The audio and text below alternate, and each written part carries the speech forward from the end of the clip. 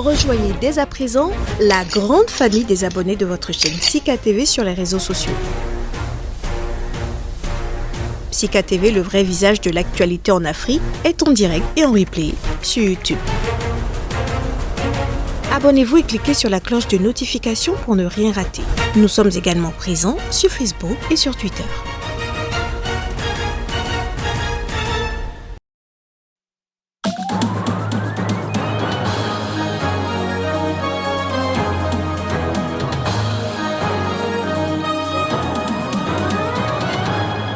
Un rapport de l'ONU accable le Burundi. Les experts de l'organisation qualifient de désastreuse la situation des droits de l'homme dans le pays. Le président Evariste Ndayishimiye est aussi indexé. Le virus Ebola va-t-il enfin abandonner la République démocratique du Congo? Pour le professeur Jean-Jacques Munyembe, la maladie est déjà vaincue. Le pays a connu sa 12e épidémie cette année. Et puis en Birmanie, Aung San Suu Kyi va être jugée en octobre prochain par la junte au pouvoir. L'ancienne dirigeante du pays comparaîtra pour corruption. C'est ce qu'a déclaré ce vendredi son avocat.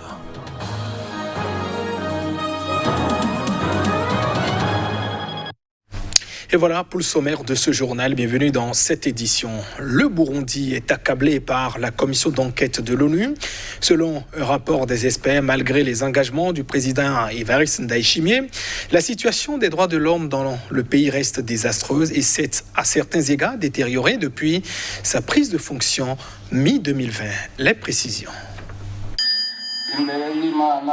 L'élection d'Evariste Ndayishimiye en mai 2020 avait suscité un espoir d'ouverture au Burundi après des années de crise marquées notamment par des exécutions sommaires, des disparitions et des détentions arbitraires. Mais dans son 5e rapport publié jeudi, la commission d'enquête de l'ONU affirme que malgré certaines améliorations, la situation globale a empiré pour les partis d'opposition. Les journalistes et les ONG faisant aussi face à une répression renouvelée. Depuis l'investiture du président Ndayishimiye il y a 15 mois, non seulement de graves violations des droits de l'homme ont continué d'être commises, mais à certains égards, la situation s'est détériorée, affirme dans un communiqué le président de la commission. Les membres des partis d'opposition sont toujours régulièrement la cible de restrictions abusives et font l'objet de graves violations des droits de l'homme, telles que les disparitions, les arrestations et détentions arbitraires et les actes de torture, poursuit le texte, tout en levant certaines sanctions imposées à la société civile et aux médias et en libérant certains défenseurs des droits de l'homme et journalistes. Le gouvernement a pris des mesures en parallèle pour renforcer son contrôle sur le travail des ONG internationales. Les dirigeants d'Afrique de l'Ouest ont annoncé ce jeudi des sanctions ciblées contre les auteurs du coup d'État en Guinée-Conakry. Ils ont aussi appelé à des élections au plus tard dans 6 mois, réclamant une transition très courte. Détail. Les 15 chefs des États membres de la communauté économique des États d'Afrique de l'Ouest se sont réunis toute la journée de ce jeudi à Accra pour décider de leur réponse au putsch contre Alpha Condé le 5 septembre. À cette occasion, ils ont, selon le président de la commission de la CEDEAO, Jean-Claude Cassibrou, insisté pour que la transition soit très courte. Les chefs d'État ont insisté pour que la transition militaire soit très courte. Elle doit être courte. Et ils sont allés jusqu'à dire clairement que la transition ne devrait pas durer plus de 6 mois. Dans 6 mois, il faudrait organiser des élections. Elections should be held. This time, the authority decided to go on. Cette fois, l'autorité a décidé d'appliquer des sanctions spécifiques directement aux individus. Il n'y aura donc pas de sanctions générales où nous imposons une interdiction de voyager, une interdiction de commerce, des sanctions financières sur toutes les activités, des activités de financement des secteurs bancaires et financiers. C'est donc très ciblé, c'est une chose. So it's very targeted. That's one thing. By having specific... En ayant des sanctions spécifiques ciblées sur les membres du CNIDR, nous envoyons un signal fort à tous ceux qui sont tentés d'avoir ce type d'idée, à savoir qu'il y aura un prix à payer, un prix très élevé. To it, very high price. La CEDEAO a également décidé de geler les avoirs financiers des nouveaux dirigeants du pays et des membres de leur famille et de leur imposer des interdictions de voyager. Les tensions au sommet de l'État en Somalie ont conduit le président du pays à retirer ce jeudi les pouvoirs exécutifs du Premier ministre Mohamed Hussein Roble. Un nouvel épisode de cette guéguerre entre ces deux hommes qui fragilisent le pays déjà confronté à une impasse électorale et à une insurrection djihadiste. Le Premier ministre a violé la Constitution de transition de sorte que ses pouvoirs exécutifs lui sont retirés, notamment ses pouvoirs de destitution et ou de nomination de dirigeants, jusqu'à ce que les élections aient eu lieu, affirme un communiqué du bureau du président, plus connu sous le surnom de Farmajo. Les deux hommes, qui nourrissent des relations tendues depuis plusieurs mois, se sont ouvertement opposés à 2 reprises ces 10 derniers jours au sujet de limogeage et de nomination à des postes cruciaux au sein de l'appareil sécuritaire. Le 5 septembre, Mohamed Roble avait limogé le chef de l'agence des services de renseignement et de sécurité NISA, Farhad Yassine, un intime de Farmajo, pour sa gestion de l'enquête sur la mystérieuse disparition d'une de ses agentes, Ekran Tahlil. Mais le chef de l'État avait annulé cette décision illégale et inconstitutionnelle, puis nommé un remplaçant de son choix, après avoir promu Farhad Yassine comme conseiller à la sécurité nationale. Après avoir accusé le président d'entraver l'enquête sur la disparition de l'agente et jugé que ces décisions constituaient une menace existentielle dangereuse pour le pays, le Premier ministre avait annoncé la semaine dernière le remplacement du ministre de la Sécurité. Le président avait également jugé cette décision non conforme à la Constitution. Des responsables politiques somaliens ont entrepris de désamorcer les tensions entre le président et le Premier ministre sans succès. Président depuis 2017, Farmajo a vu son mandat expirer le 8 février sans avoir pu s'entendre avec les dirigeants régionaux sur l'organisation d'élections, déclenchant une grave crise constitutionnelle. L'annonce mi-avril de la prolongation de son mandat pour 2 ans avait provoqué des affrontements sur la base d'allégeances politico-claniques à Mogadiscio, ravivant le souvenir des décennies de guerre civile qui ont ravagé le pays après 1991. Et toujours dans le pays, les dirigeants des 5 États semi-autonomes qui constituent la Somalie ont appelé ce vendredi le président et puis le Premier ministre, dont le conflit ouvert menace la stabilité du pays, à discuter pour résoudre notamment leurs différends par la médiation. Explication. La rivalité entre le président Farmajo et le Premier ministre Roble va croissant ces derniers mois.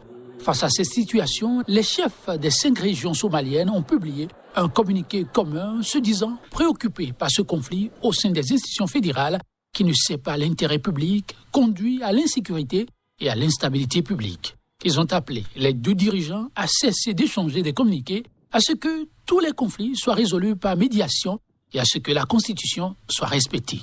Les présidents des États du Jubaland, du Galmudug, de l'Hirshabelle, de Puntland et du Sud-Ouest ont aussi demandé aux commissions électorales indépendantes d'accélérer le processus électoral. Dans un geste d'apaisement, Farmajo avait chargé Roble, son Premier ministre depuis 2020, d'organiser les élections. Ce dernier est parvenu à un accord sur un calendrier électoral avec pour horizon une élection du président le 10 octobre. Et plus de 40 ans après avoir découvert le virus Ebola dans une région reculée du Zaïre et passé donc sa vie donc à lutter contre cette effroyable maladie, le professeur congolais Jean-Jacques Mouyembe a assuré qu'elle est désormais vaincue. La RDC a connu donc cette année sa 12e épidémie qui a duré 3 mois.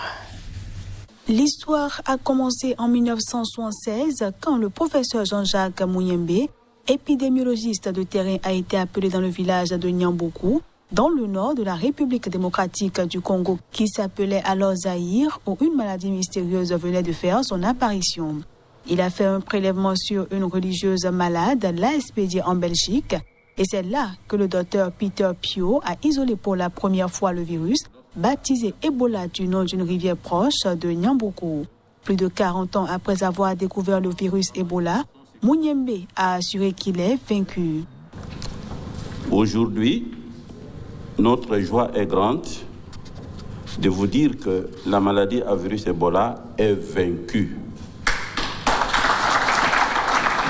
Il a fait cette affirmation lors d'une cérémonie organisée à l'Institut national de recherche biomédicale pour saluer l'arrivée sur le marché du traitement Ebanga, anticorps monoclonal approuvé en décembre dernier par l'Agence américaine des médicaments.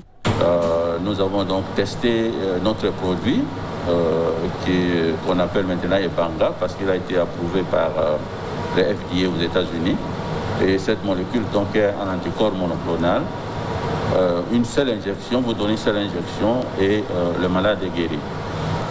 Parce que quand vous avez eu affaire à un virus pareil pendant 40 ans, et puis après, vous avez contribué aussi vous-même à mettre au point donc, ces médicaments.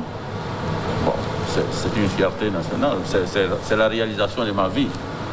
La République démocratique du Congo a connu cette année sa 12e épidémie qui a duré 3 mois.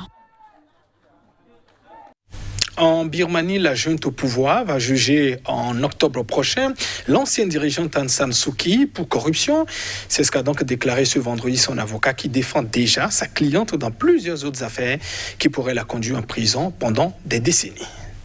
Âgée de 76 ans, Aung San Suu Kyi, la lauréate du prix Nobel, est actuellement jugée pour violation des restrictions sanitaires liées au Covid-19, pour avoir importé illégalement des talkie-walkie et pour sédition.